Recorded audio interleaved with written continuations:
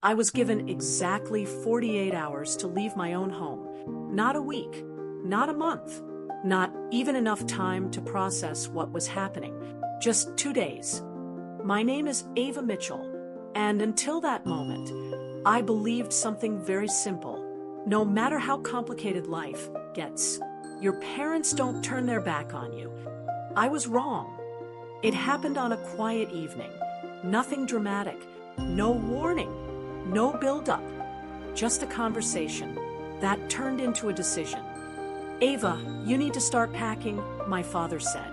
His tone was calm, too calm. The kind of calm that doesn't invite discussion. I looked at him, confused. What do you mean? My mother didn't meet my eyes. She stayed focused on the table in front of her. Silent, distant. You have 48 hours, he added. After that, you'll need to find somewhere else to stay. At first, I thought I misheard him, because that sentence didn't make sense. This is my home, I said slowly, trying to keep my voice steady, trying to understand. Not anymore, he replied. Flat, final. Silence filled the room. Heavy, uncomfortable, unreal. Why? I asked. That was the only word that came out. Why? And for a moment, I expected an explanation, a reason, something that would make this feel logical. But what I got instead was disappointment, not in the situation, in me. You've made choices we don't agree with, my father said. We've been patient, more than patient.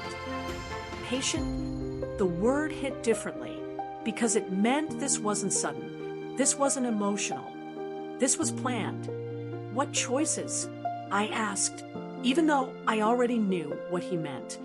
My career, or more accurately, my refusal to follow the one they wanted.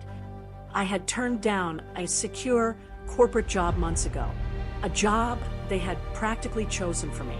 Stable, predictable, safe. Instead, I chose something else. I started building my own path. Freelance design, brand consulting, small projects at first, then bigger ones. Uncertain? Yes. Risky? Maybe. But mine. And that was the problem. You're not being realistic, he continued. This isn't a game, Ava. You can't just experiment with your life. I felt something tighten in my chest. Not anger. Not yet. Frustration. I'm working, I said. I'm building something. It's not like I'm doing nothing. That's not stability, he replied. That's uncertainty. There it was. Control, expectation, definition of success, decided by them. And because I didn't fit into that definition, I became the problem. You're overreacting, my mother said quietly, finally speaking, but still not looking at me. This is for your own good. For my own good. That phrase has been used to justify so many wrong decisions. So kicking me out is helping me? I asked, my voice sharper now, stronger. It's forcing you to take responsibility, my father said. You need to understand how the real world works. I almost laughed, not because it was funny, but because of how disconnected it sounded. I was already working, already earning, already building, just not in the way they approved. And that was enough. Enough to remove me, enough to push me out, enough to make me feel like I didn't belong in my own home. You really think this is the right way? I asked, one last time, not to argue, but to understand. My father didn't hesitate. Yes, that was it. Decision made. No discussion. No reconsideration. Just 48 hours. I stood there for a moment, looking at both of them, trying to recognize the people in front of me, because they didn't feel like my parents anymore. They felt like people who had already decided I didn't fit into their version of life. So they removed me from it. I went to my room slowly, closed the door, and just stood there. Everything looked the same.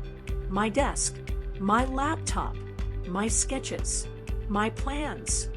But suddenly, none of it felt secure, because the one place that was supposed to be stable was no longer mine. I sat on the bed, took a deep breath, and for the first time since the conversation, I allowed myself to feel it. Not fear, not sadness, something else. Clarity. Because deep down, I realized something important. This wasn't just about leaving a house. This was about being forced to prove something. Not to them, to myself. I stood up slowly, walked to my desk, opened my laptop, because if I had 48 hours, I was going to use every second of it. But what they didn't know was that these 48 hours would change everything. The first night didn't feel real. Not because I didn't understand what happened, but because my mind refused to accept it. I packed only what I could carry: clothes, laptop, a few essentials. Everything else stayed behind, not because I didn't need it, but because I didn't have time. 48 hours sounded like a lot until you start living them. I walked out of the house without looking back, not dramatically, not emotionally, just quietly, because sometimes silence says more than anything else. I didn't have a fixed plan, only one option. Lena, my closest friend, the only person I knew would understand without questions. When I knocked on her door, she opened it instantly, like she already knew something was wrong. Ava, what happened? I didn't answer immediately because explaining it out loud made it real. I need a place to stay for a few days. That was enough. She stepped aside. No hesitation, no judgment. Come in. That single moment felt more like home than anything I had just left. The next morning, reality hit differently, not emotionally, practically. I checked my bank account. Savings? Limited. Income? Unstable. Timeline? Unclear. For the first time, this wasn't about proving a point. This was survival. I sat at Lena's kitchen table, laptop open, notes scattered, mind racing. Freelance work was coming in, but not enough, not consistent. And consistency was everything now. I started reaching out. Old clients, new leads, cold emails. Every message carefully written, every opportunity taken seriously. Rejections came fast. Not the right fit. Budget constraints. We'll get back to you. They never did. Days passed, and slowly, pressure started building. Not from others, from within. What if they were right? What if this doesn't work? What if I made the wrong choice? Those thoughts didn't scream. They whispered, constantly. But every time they appeared, I reminded myself of something simple. This wasn't failure. This was transition. One evening, after hours of work, I received a message. Short, direct. Hi, Ava. I saw your portfolio. Are you available for a branding project? I paused. Read it again. Because sometimes, opportunity doesn't arrive loudly. It arrives quietly. I'm available, I replied. That project wasn't huge, not life-changing, but it was something. And something was enough to start. But I didn't realize yet that this small opportunity would lead to something much bigger. The project was simple, on the surface. A small startup, new brand, limited budget. But something about it felt different. The client wasn't just looking for design. He was looking for direction. What do you think this brand should represent? He asked. That question changed everything. Because he wasn't hiring me to execute. He was trusting me to think. And that's where I was strongest.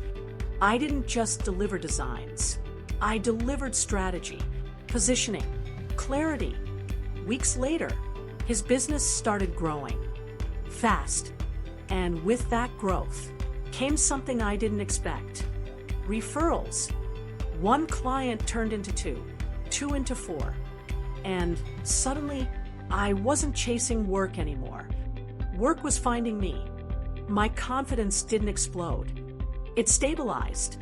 Because now I had proof. Not opinions, not assumptions. Results. Then one evening, during a client call, something unexpected happened. We're expanding, he said, and we need someone to lead branding long-term. I stayed quiet, listening. We'd like to offer you a contract. A real one, stable, consistent. Everything my parents said I didn't have. In that moment, I didn't feel excitement. I felt validation. But what came next was something they never expected. Months passed. Work stabilized. Income grew. Structure formed. I moved into my own apartment. Not big, not luxurious, but mine. Every piece of furniture, every corner, every detail. Earned. Not given. Not approved. Built. And that changed something inside me. Confidence became quiet, not loud, not arrogant, just certain. One afternoon, I received an email from a company name I recognized instantly. The same company my parents once pushed me toward. We've been following your work. I paused. Read it again. Because life has a strange way of bringing things back around. We'd like to discuss a senior role. I smiled slightly, not because I needed it, but because I didn't. And that's when I realized the power had completely shifted. I didn't go back home immediately, not out of anger, out of timing, because timing changes impact. Weeks later, I decided to visit, not to argue, not to prove a point, just to exist in front of them as who I had become. They opened the door, surprised, not because I returned, but because of how I returned. Calm, stable, unshaken. "How are you?" my mother asked. "Good," I replied. Simple, honest, no resentment, no anger, because I didn't need it anymore. We sat, spoke, briefly. They asked about work, life, progress. And for the first time, they listened, not as authority, as observers. And that moment said more than any argument ever could. I didn't go back to that house, not because I couldn't, but because I didn't need to. The place that once defined stability no longer held that meaning, because stability isn't a location. It's what you build within yourself. My parents didn't apologize directly, but their tone changed, their perspective shifted. And sometimes that's enough, because not every story ends with confrontation. Some end with understanding, and distance, and growth.